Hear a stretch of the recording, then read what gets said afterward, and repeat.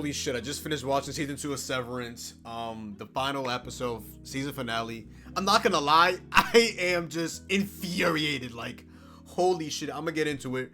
I'll work my way from the bottom and then work my way to the top. Overall, I give season 2 of Severance an 8 out of 10. I gave season 1 of Severance, like an 8.5, maybe 9. I recorded that a couple days ago, but my brain is unfortunately fried. Past midnight, it's about to be 12:30 here on the East Coast. I've been personally fried, so I don't know what I really gave it. But besides the point, season finale, it's a lot. It's a lot. They get into a lot. Now I want to get into what I just saw that infuriated me. Now what infuriated me is we finally got the moment between Mark's Audi and Miss Casey, who's really his quote unquote late wife who died in a car accident, but she's really a ploy by Lumen. This is literally a created character that Lumen created. And then they have their split moment together, you know, Mark and Gemma, and they're kissing, and they're being affectionate. And that was less than a minute, then boom. Elevator, any Mark, and I believe it was any Mark and any Gemma. And then there's the whole moment between them, and Mark's Innie is like, go. Here's the door. They'll turn into your Audi. Boom. And then Mark stays. I'm like, why is Mark staying? You want to know why Mark stays? Because all of a sudden, coincidentally, oh my God, the coincidence, oh my God. Helly's Innie calls his name. Lights are flashing red. Milchick's on his way. Doctors on their way to find him. He literally could have went. But of course, his Innie is infatuated with Helly R, who's Helena Egan, and literally setting all of this up for his displeasure. Everything they talk about, her Audi, which is like one of the leaders of Lumen, is literally writing all of this down and setting him all up. Meanwhile, her Innie and Mark's Innie, they're infatuated with each other to the point that Miss Casey's on the outside finally met her husband for the first time in a while. They didn't even talk about, oh, car accident, this, that. They didn't even catch up. They just kissed, had a little affection, changes to their Innies. They had a moment with their Innies as well, and you're like, what's going on? And you know, yeah, to the point where was it Mark at a point? If I'm mistaken, at a point, was it Mark's Innie? I mean, was it Mark's Audi and Gemma's Innie? I don't know. I really don't know. Because the point in the elevator was like, she's like, what's going on? And he just brings her. I'm like, I can't tell if that was his Innie or his Audi. But first, to make a long story short, this is Gemma on the outside calling Mark's name repeatedly as the lights are tickering, the red lights like police lights. Only thing was missing was literally the blue lights because they had the white wow, I really can't. The white wall. You see the white wall around me right here. White wall. And then boom. Helly coincidentally calls her name Mark. And then he's making a decision again. This is Mark's Innie, who doesn't know anything about Gemma outside of being Miss Casey, which is like the therapist on the severed floor. And then Helly comes and he makes a decision. I'm like, Mark, please, brother, please go to Gemma. Please.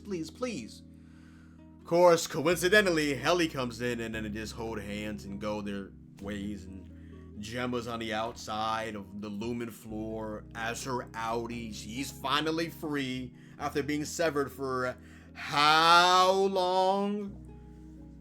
To the point where they literally had her breaking up like a baby crib and then putting it back together. And there's just random doctors in her ears, like, just infuriating. They finally got their moment together. It didn't even last a single minute. And God knows what's going to happen to Mark's Innie and Helly's Innie.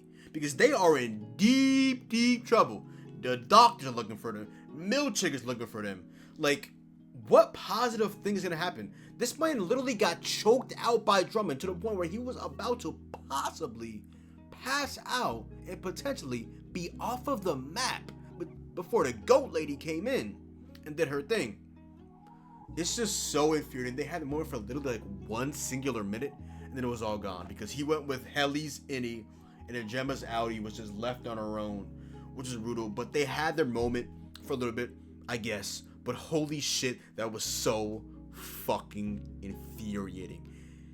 Do you guys feel the same sentiment? I know I'm all worked up about this, but holy shit, I've been waiting since I saw that picture, and I was like, damn, that person, that's Mark's wife, looks a lot like Miss Casey.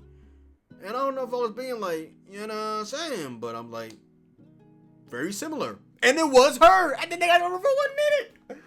It's like, this whole season is a blue ball of hell. Script writers, y'all are cooking. Y'all have my blood boiling at 12:33 a.m. this Friday morning. My blood is boiling. I cannot wait for season 3. But Mark, all I gotta say, Mark's innie, dude, the drone. Dude has rocks for brains. Fuck Mark's innie. Fuck Mark's innie. Bro is infatuated with Helly. But all in all, the season finale was alright. It had me worked up. I'm one of those like critiquers where like I'm rooting for something to happen. So I'm not the highest on this, but overall it was really good. For the I was rooting for, it was alright. Holy shit. So much shit happened though. Mark going back and forth, this innie and outie with the cameras at the cabin, asking another question. Such passive aggressiveness from this innie, trying to be calm with his outie.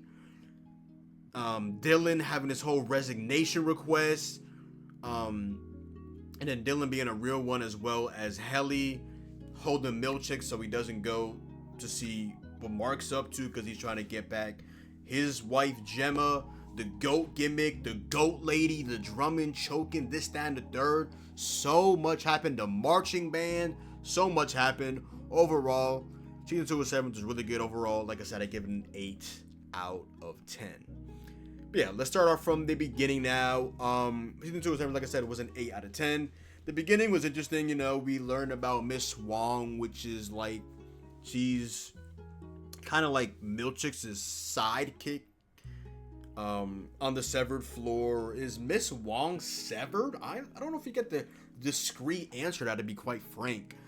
In the beginning, I'm like, what is this? This is a whole new team. You know, we don't have Helly. There's no Irving. There's no Dylan. There's no this. Who is this new group? Random old man. There's this lady. I'm like, who is this? I'm like, don't let it be one of these, because like I can only take so much of having a whole new cast for a whole new show a season. Like I already deal with that in the White Lotus. Like I got attached to like Sydney Sweeney and Aubrey Plaza and Theo James and my boy Michael Imperioli, and then they just rid of them for this new cast. Now the new cast wasn't bad, but it's like, damn, like I'm getting attached to this new group and then you just get rid of them. It's kind of like, what the fuck, you know? I get it to a certain extent, but it's like I'm trying to really get into this certain particular group, and then you take that away from me. It's kind of like, fuck, you know? But it is what it is at the end of the day. But don't worry though, the demons came back home, except for my boy Irving, which I'll get into. And then we learn about the macro dat uprising. Like they got it for sure. Dylan multiple times was a real one, you know. We learned about his innie, obviously learning something about his outie, and we learned about Helena Egan, how she's a snake. Like I mentioned, she was literally writing things down and really just plotting from the beginning. It's insane that she's like one of the leaders at Luminous. She went under the needle basically to get severed. The chip in their brain is just absolutely absurd. I mean, that's a very, very, very interesting thing to say the least. It's a very, very harsh example to make for the severed agenda, but you know. And then we learn about Cobell and this, that, and the third, and we know Miss Cobell is Mark's neighbor and this, that, and the third, and you know, he saw something fishy and Cobell got fired, and Cobell did not want to tell Mark initially what happened to his late presumed late wife, Gemma, aka Miss Casey. And she drove away, she almost hit him. It felt like she wanted to tell him, but she really couldn't because her blood is looming. But we end up finding out Miss Cobell might be low-key valid. Natalie as well. Something about Natalie we don't know about. All I gotta say though. Assault, she might be her too, I'm not gonna lie. Hey, Assault might be her, not gonna lie. The Orpo, in my opinion, was pretty You know, I'm an action-packed guy. It was pretty until Irving went off. You know, he was getting on Helly because they had their overtime contingency, and Helly did not tell the truth about where she saw her Audi in the real world. Irving knew something was off, and he pressed Helly. He went off. He fried her. He knew that she was not telling the truth. And then Mark and Helly started cooking. I'm talking about like that. I'm talking about that yeah. Come to find out though, it was Mark's innie and Helly's Audi. Which is just insane, because how could you have that feeling, Helly or Helena Egan, towards somebody that you don't know, but your innie does? Is Helly low-key reintegrated? Let me stop. But yeah. And then Bert and Irving's Audis beating each other, you know, because he was overtime contingency. Irving he knocked at the door, and he was off contingency when he was at the door, but I don't know what happened. He was knocking the door, and then midway, boom. And then Bert, he starts stalking him because he has a husband named Fields, and Fields probably raising concern, like, why is random guy knocking on your door, calling your name numerous times at the top of his lungs? Come to find out, that was Irving's Audi. Irving's innie. Irving's innie? Irving's innie, right? Yeah, Irving's innie, because Irving Audi didn't know about that. It was Irving's innie and Bert's Audi. So, yeah. Loki got kind of depressed and sad when he saw Bert with another guy. So, that was tough. But yeah, they end up meeting each other because Bert ends up stalking him. He's like, oh, I got to check up on somebody that's, randomly at my house knocking on my door. I want to know what this origin story. I want to know what's going on. And they talk about, Bert didn't actually really retire. He had to really be fired because his innie had developed a relationship with Irving, which they both didn't know, obviously, because it was their innings, and these are their Audis. So, yeah, but it was pretty cool, though. They had a moment. They ended up going to dinner at Bert's house. Then Irving made a wine or something like that with Field and this, that, and the third. It was pretty awkward, but they got it done for sure.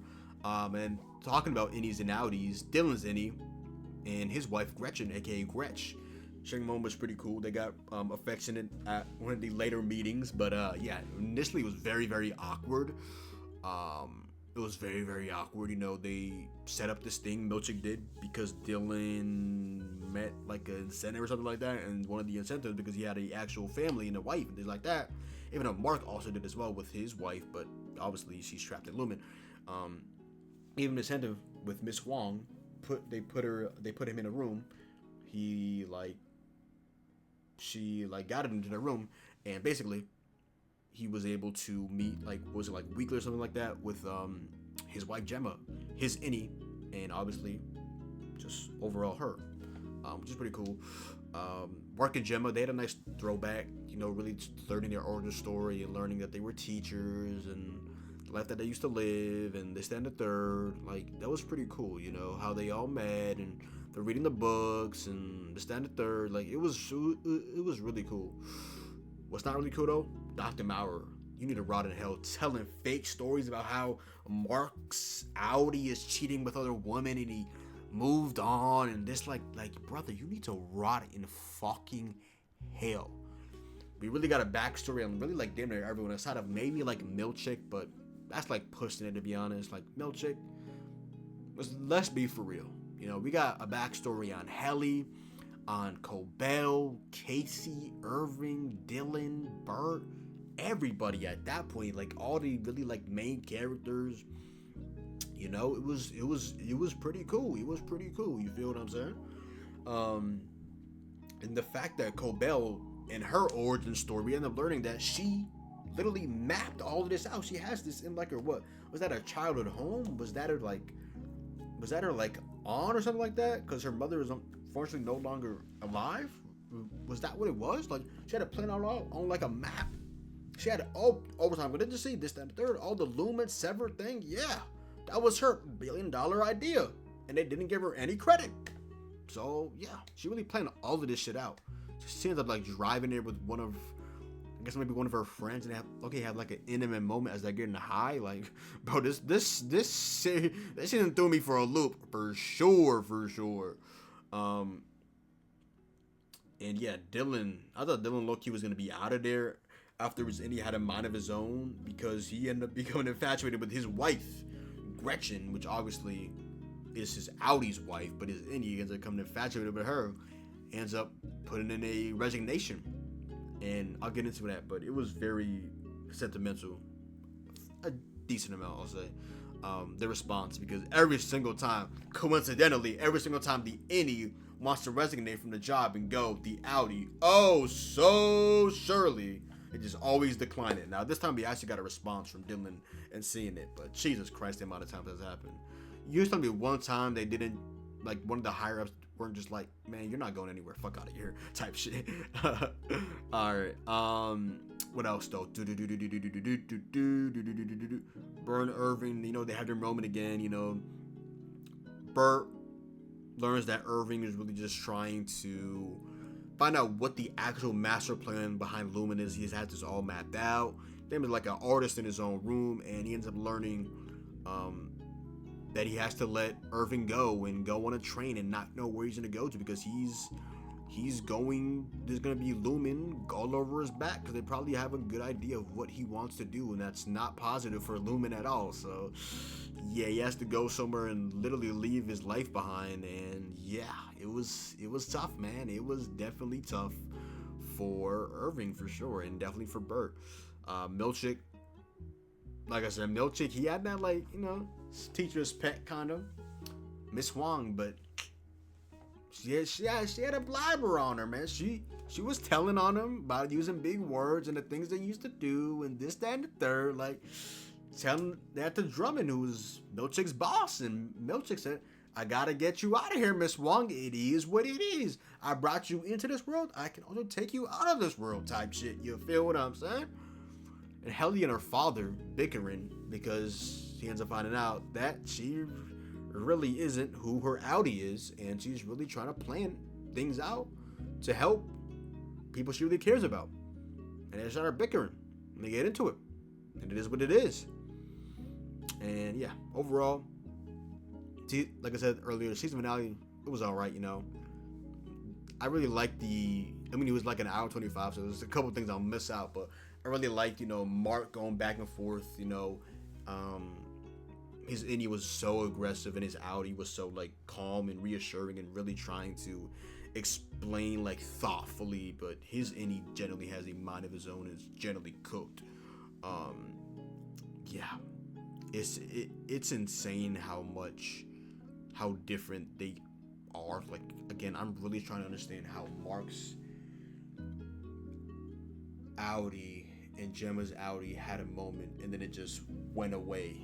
Like, that was framey. And I learned about the goat gimmick, and apparently the goats get hopped in the head, and the goat lady was doing her thing, trying to save him, and then Drummond, she had a piece to his head and about to take off. And then Cold Harbor, apparently I thought Cold Harbor was a bad thing. Cold Harbor literally basically unlocked the whole thing, I want to say. The last task, that was like Mark's last day at Lumen. He was supposed to end that off on a positive note, but he didn't want to end the life of his Indy and all the other Indies. And the doctor, what was it, Mauer? Like, oh no, you'll kill them all. Oh no, you'll kill fictional people. Oh no, the horror. Mark, you need help, brother. You need serious help.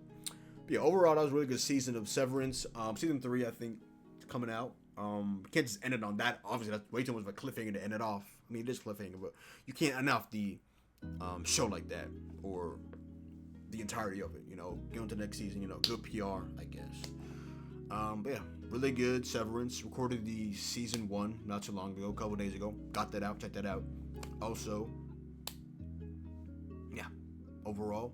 But yeah, before I get off, I want to go ahead and shout out a couple of the actors and actors as well. Shout out to, we're going to start showing this actually so you guys can see maybe like a visual representation as well of the cast. You know, shout out to Adam Scott as Mark, Britt Lower as Ellie, Patricia Arquette as Harmony Cobell, Ditchin Lachman as Miss Casey, aka Gemma, John Turturro, which I've definitely heard the last name of, as Irving, Tremel Tillman as Milchick, Zach Cherry, definitely heard of him, definitely looks familiar as Dylan, Zach Cherry, shout out to bro, Christopher Walken, definitely watched the older movie of his not so long ago as Bert, Merritt Weaver as Gretchen George, Devin, who was played by Jen Tillich, Natalie, played by Sydney Cole Alexander, Miss Wong, which was in season 2, played by Sarah Bach, Rickon, played by Michael Chernus, Fields, played by John Noble, John Noble, shout out to bro, Dr. Mari got her out in hell, Robbie Benson, anybody else big I want to mention? Mr. Drummond, played by Olafur Dari Olafsson, Grainer, got her out in hell, Pack, Michael Gumsty, I enjoyed your pack, Felicia, we learned really a lot of earlier on, played by Claudia Robinson, and Asal. We're learning a little bit about her. Yeah, Asal the doctor, you know, the reintegration. Yeah, she's a freak. Played by Karen Aldridge. Anybody else I want to shout out? I think that is it right there. Yeah. Overall, really good season of Severance. Fuck Dr. Maurer. Fuck Cicely. Fuck all the doctors. Most importantly, fuck Mark's innie. You need to rot in hell. Mark's Audi clears. See, season 3, I better see Mark's Audi and Gemma's Audi get a happily ever after. I honestly might crash out. Yeah. Other than that, yo, that is the video. Go down below, drop a like, comment down below, sub up, make sure to follow me on Twitch, Twitter, and TikTok. New boy John. Hopefully you guys did enjoy the video, and I'm out, man. Peace.